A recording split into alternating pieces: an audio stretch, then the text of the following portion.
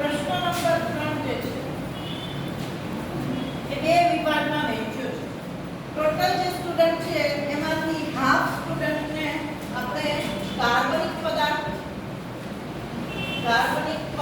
આપીશું અને અડધા વિદ્યાર્થીઓને આપણે ખાદ્ય પદાર્થ આપીશું. ખાદ્ય પદાર્થ. હવે કાર્બનિક પદાર્થ જે છે એમાં આપણે શું કરવાનું છે તો કે ક્રિયાશીલ સમૂહ શોધવાનો છે.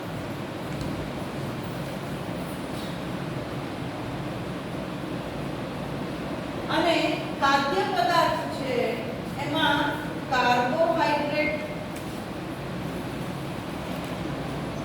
પ્રોટીન અને સ્ટાર્ચ આની કસોટી કરવાની છે. બરાબર? એટલે તમને શું આપ્યું છે? કાર્બોહાઈડ્રેટ, પ્રોટીન અને ચરબી માટેનો ખાદ્ય પદાર્થ આપ્યો છે કે કાર્બનિક પદાર્થ આપ્યો છે એ પહેલા ક્લિયર સમજી લેજો. કારણ કે મોટાભાગના વિદ્યાર્થીઓ કેવું કરે છે કે બાજુના વિદ્યાર્થીએ લખ્યું એ પ્રમાણે લખી નાખે, પણ એને ખાદ્ય પદાર્થ આપ્યો હોય તો તમને કાર્બનિક પદાર્થ આપ્યો હોય અને એના કારણે તમારા પૂરેપૂરા માર્ક્સ કેવા થઈ જાય? 0 થઈ. એટલે બાજુમાંથી જોવાની કોઈ કોશિશ કરતા નહીં, કારણ કે બેને અલગ અલગ જ વસ્તુ આપેલી છે. બરાબર? હવે જેને ખાદ્ય પદાર્થ આપ્યો છે એમાં આપણે કાર્બોહાઈડ્રેટની ટેસ્ટ કરવાની હોય તો એટલા માટે મોલિશ કસોટી છે. મોલિશ કસોટી. અને આ મોલિશ કસોટી આ તમે જે પ્રેક્ટિકલ બુક લીધી છે એમાં 100 પેજ પર આપેલી છે. અને આ મોલિશ કસોટીમાં તમારે શું કરવાનું છે કે પદાર્થ લેવાનો છે અને આ પદાર્થની અંદર 1% આલ્ફા નેફ્થોનનું દ્રાવણ, આલ્ફા નેફ્થોન, અને એમાં આપણે H2SO4 ઉમેરવાનું છે. આ H2SO4 ઉમેરતા જો તમને કસકણીની અંદર જાંબલી સ્તર જોવા મળે તો કાર્બોહાઈડ્રેટ હાજર છે તેમ કહેવાય. બરાબર? કેવું મળે? જાંબલી સ્તર.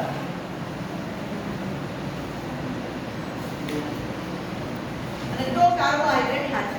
જો જાંબલી સ્તર નથી મળતું તો કાર્બોહાઈડ્રેટ ગેરહાજર છે. બરાબર?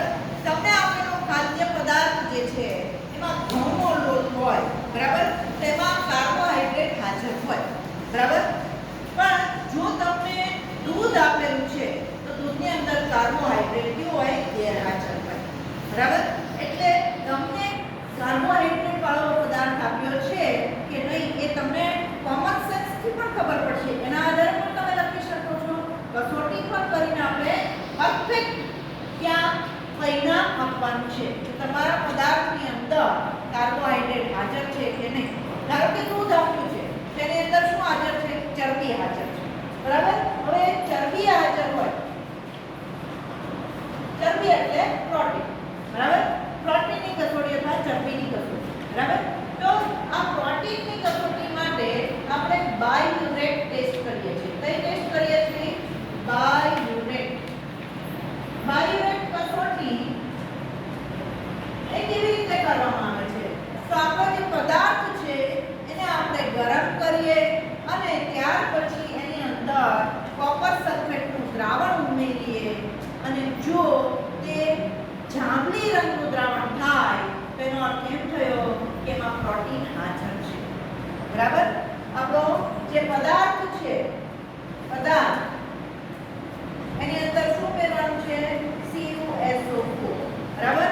અને એ જો દ્રાવણ જાંબલી થાય તો આપણે એમાં પ્રોટીન અથવા તો ચરબી હાજર છે તેમ કહેવાય. બરાબર? જો એવું નથી થતું તો પ્રોટીન ગેરહાજર છે. બરાબર? આપણે દૂધ આપ્યું હોય એમાં પ્રોટીન હાજર જ હોવાનું છે, એમાં ચરબી હાજર જ હોવાની છે. તમે એકવાર જે દૂધ પીવો છો ત્યારે એની પર મલાઈ જાવે છે એ શું છે? ચરબી જ છે. બરાબર? એટલે ચરબી એમાં હાજર જ આવવાની છે. એટલે આ રીતે તમારે લખવાનું છે. ત્યાર પછી સ્ટાર્ચ માટે બિનહાઇડ્રેટ કસોટી કરવાની છે. બરાબર? એટલે તમને પદાર્થ એક જ આપ્યો છે. તમારું જે જર્નલમાં તમે જે કોષ્ટક લખ્યું છે ખાદ્ય પદાર્થ માટેનું એમાં જુદા જુદા 5 પદાર્થ આપ્યા છે. કઠોળ, કઠોળનો પાવડર, તો કઠોળમાં શું હાજર હોય? પ્રોટીન હાજર હોય. બરાબર? દૂધમાં શું હાજર હોય? તો કે ચરબી અને પ્રોટીન બંને હાજર હોય.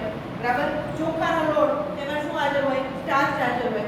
આ રીતના તમને જે પદાર્થ આપ્યો છે એમાં કયું કન્ટેન્ટ હાજર છે, પ્રોટીન હાજર છે, કાર્બોહાઈડ્રેટ હાજર છે કે સ્ટાર્ચ હાજર છે, એ તમારે ત્યાં એની હાજરી દર્શાવવાની છે.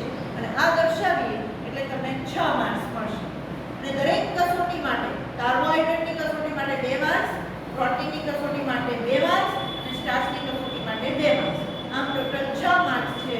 એટલે તમારો ઘઉંનો લોટ છે તેમાં ચરબી હાજર નથી છતાં પણ ચરબીની કસોટી તો લખવાની જ છે અને એમાં એ ગેરહાજર બતાવવાનું છે. ખ્યાલ? એટલે કસોટી તો 3 લખવાની છે. પોલિશ કસોટી, બાયલેટ કસોટી, લીન હાઇડ્રેટ કસોટી અથવા તો જેન્કોપ્રેટિક કસોટી, બરાબર? આ ગમે તે 3 કસોટી લખવાની જ છે પણ એક હાજર બતાવવાનું અને 2 ગેરહાજર બતાવવાનું. ખ્યાલ? એટલે આ રીતે તમારે ખાદ્ય પદાર્થ માટે લખાણ લખવાનું છે. અને જો તમને કાર્બનિક પદાર્થ આપ્યો છે તેનો ક્રિયાશીલ સમૂહ શોધવાનો છે, બરાબર? હવે આપણે જ્યારે ખાદ્ય કાર્બનિક પદાર્થ છે તેમાં ક્રિયાશીલ સમૂહ તરીકે COH હોય તો આપણા પદાર્થ 3 હોઈ શકે. ઓક્ઝેલિક એસિડ,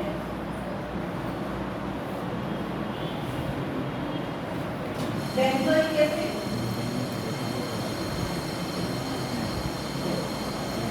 અને એસિટિક એસિડ.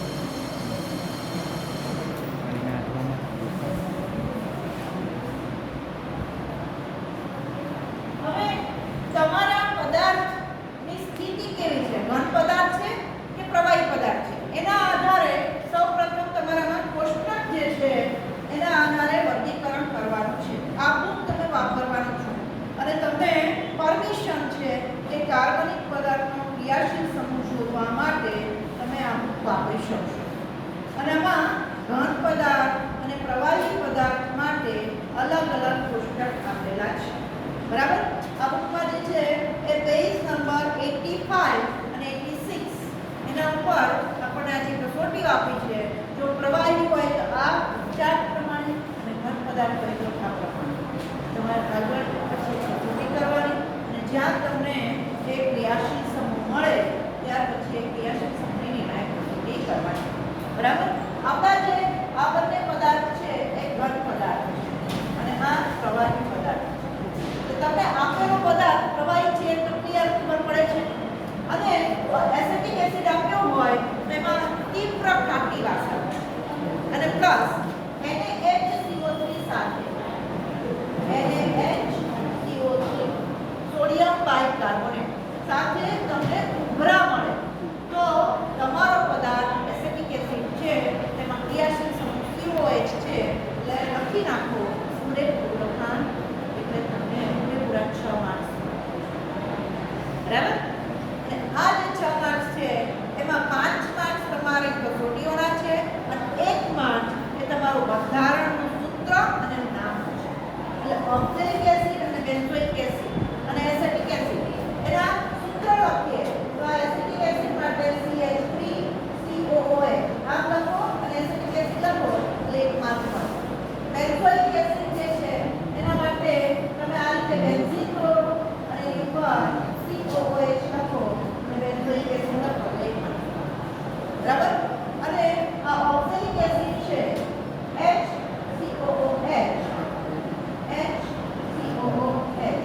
તો આ તમારે ઓક્ઝેલિક એસિડ માટે સૂત્ર લખવું અને નામ લખવું 1 માર્ક્સ મળે. એટલે 6 માર્ક્સમાંથી 5 માર્ક્સ તમારી કસોટીના અને 1 માર્ક્સ તમારા પરિણામનો છે, બરાબર? જુદા જુદા ક્રિયાશીલ સમૂહ છે તો એસિડ માટે તમારે NaHCO3 સાથે ઉભરા મળે છે કે નહીં એ ચેક કરો એટલે તમને એસિડ ક્લિયર થઈ જાય, બરાબર? એસિડ સિવાય આપણા જે ક્રિયાશીલ સમૂહ છે એમાં જો કીટોન હોય, કીટોન ક્રિયાશીલ સમૂહ, બરાબર? તો એમાં તમારે કસોટી જે છે એમાં તમને સોડિયમ કીટોન માટેની કસોટી જે છે એના માટે આપણે પદાર્થ જે છે એની અંદર પહેલા તો ધુમાડાવાળી અને ધુમાડા વગરની જોડ એ આપણે કરવાનું છે. આ ઉપરાંત કીટોન માટે CO માટે સોડિયમ નાઇટ્રોક્લોરાઇડ, સોડિયમ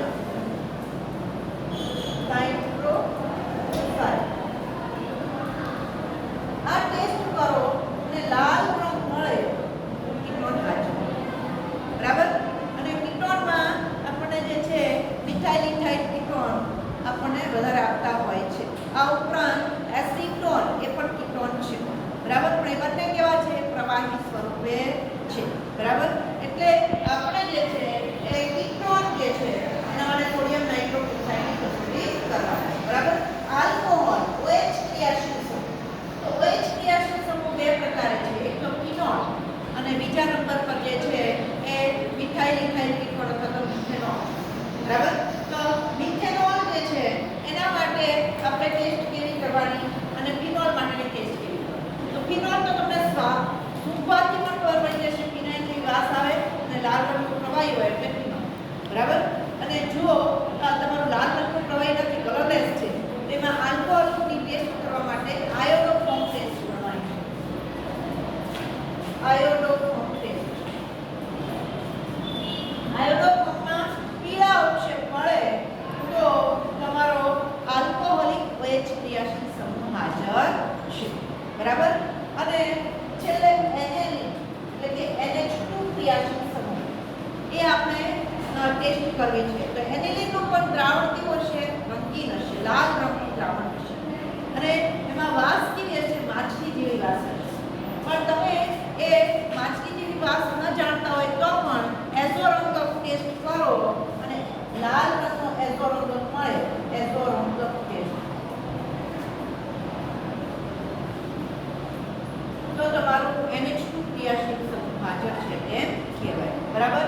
અને આ બધું આપણે એકવાર ક્રિયાશીલ સમૂહ મળી ગયો પછી લખાણ તો સીધું મૂકવાથી તમને રેડીમેડ મળે છે, કારણ કે બુક રાખવાની પરમિશન છે અને આમાં લખાણ માટે નમૂનો આપેલો છે, એમાંથી જોઈ અને તમારે લખવાનું છે. અને આગળ તમને દરેક પદાર્થ માટેના સૂત્ર પણ આપેલા છે, નામ પણ આપેલા છે અને આખું લખાણ આપેલું છે.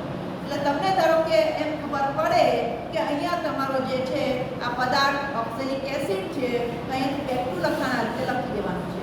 ધારો કે તમારો મિથેનોલ છે તો અહીંયા જે ઉપર મિથેનોલ શોધી કાઢવાનો અને બેકનું લખાણ લખી દેવાનું, તો તમને સીધા જ 5 માર્ક્સ મળશે. બરાબર. એટલે આ રીતે તમારા લખાણ પ્રોપર સરસ રીતે ગુડ હેન્ડરાઇટિંગમાં લખવાનું છે. અને 3 પ્રશ્નો પૂર્ણ થાય ત્યાર પછી ચોથો પ્રશ્ન રહેશે વાઇવાનો અને પાંચમો પ્રશ્ન રહેશે જર્નલ. વાઇવાના 6 માર્ક્સ છે અને જર્નલના 4 માર્ક્સ છે, આમ 10 માર્ક્સ છે. આમ ટોટલ આપણા જે 50 માર્ક્સ છે એમાં પ્રશ્ન 1 એના 17, પ્રશ્ન 2 એના 17, ત્યાર પછી પ્રશ્ન 3 એના 6, પ્રશ્ન 4 એના 6 અને પ્રશ્ન 5 એના 4 અને ટોટલ 50 ગુણ થાય છે. બરાબર. તો આ 50 ગુણ જે છે એમાં તમારે વાઇવા અને જર્નલ એ પ્રશ્ન તરીકે લઈ લીધા છે. હવે વાઇવાના પ્રશ્નો જે છે એમાં તમને આ ટેક્સ્ટમાં જેટલા પ્રશ્નો આપ્યા છે એ બધા જ વાંચી